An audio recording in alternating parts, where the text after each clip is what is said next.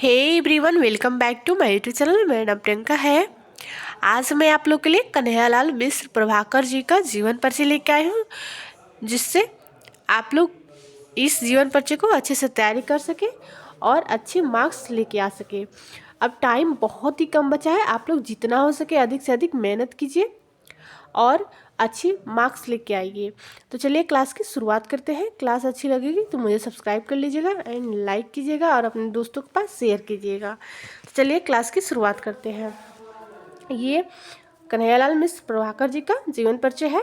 आप लोग कोई भी जीवन परिचय लिखिएगा तो इस प्रकार से लिखेंगे तो अच्छे मार्क्स आपको अवश्य मिलेंगे, और एग्जामिनर भी बहुत ही इस प्रकार से जीवन परिचय लिखेंगे तो प्रभावित होगा और ये जानेगा कि बच्चा बहुत ही अच्छा जीवन परिचय जानता है, तभी इस प्रकार से लिखा है, और आपको अच्छे फुल मार्क्स दे देगा। ये मैं कन्हैयालाल मिश्र प्रभाकर जी का जीवन परिचय है, तो मैं इनका लिखी हूँ।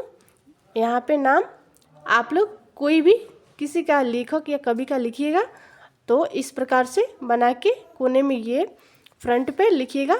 उसके बाद साहित्यिक परिचय फिर रचनाएं लिखिएगा, ताकि ऐसे लिखेंगे तो एग्जामिनर आपको अच्छे मार्क्स दे सकता है। ये प्रश्नोत्तर संख्या पहले लिखिएगा। प्रश्नोत्तर संख्या 5 का क है तो मैं 5 का क लिखी हूँ।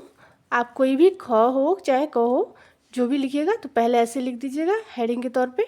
उसके बाद से जिनका भी जीवन परिचय आप लिख रहे हैं उनका नाम लिख दीजिएगा यहाँ पे।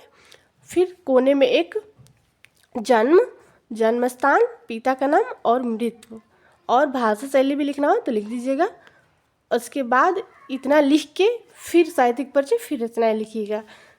इस प्रकार से लिखेंगे तो बहुत ही अच्छा आपको नंबर मिल सकता है। तो चलिए पहले साहित्यिक परिचय देखते हैं। साहित्यिक परिचय में प्रभाकर जी हिंदी लघु कथा, रेखा चित्र, स्मरण, निबंध लेखन आदि लेखकों में अग्रगण्य हैं। इनकी भाषा सरल, सुबोध, व्यवहारिक है। इन्होंने अपने लेखन में खड़ी बोली का प्रयोग किया है। इनकी भाषा शैली वर्णनात्मक, भावात्मक व नाटकीय है। इन्होंने अनेक विधाओं पर फुटकर रचनाएं की और पत्रकारिता के क्षेत्र में अपूर्व सफलता प्राप्त की।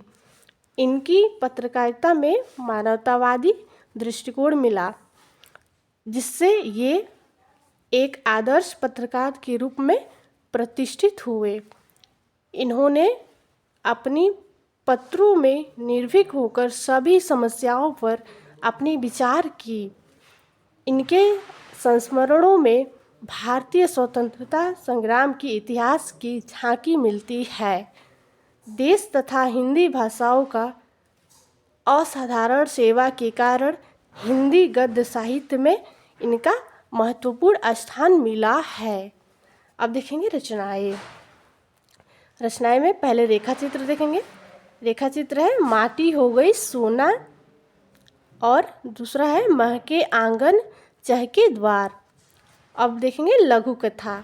इनकी लघु कथा है आकाश के तारे, धरती के फूल, और तीसरा है संस्मरण। संस्मरण है दीप जले शंख बाजे। तो क्लास अच्छी लगी हो तो मुझे सब्सक्राइब कर लीजिएगा एंड लाइक कीजिएगा। Thank you, bye bye.